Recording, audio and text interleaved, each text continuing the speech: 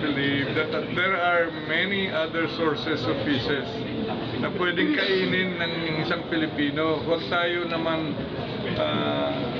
although it was considered early days na 4 months meat ito, ay ngayon ay mataas di, huwag ka na bumili doon sa galunggong.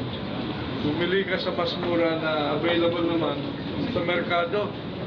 Bangus, tilapia, at iba't iba pa, marami naman ibang mga sources pa na galing sa oceans.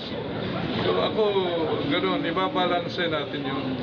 Let's not make it galunggong will be, the mainstay. It should be, there are other options.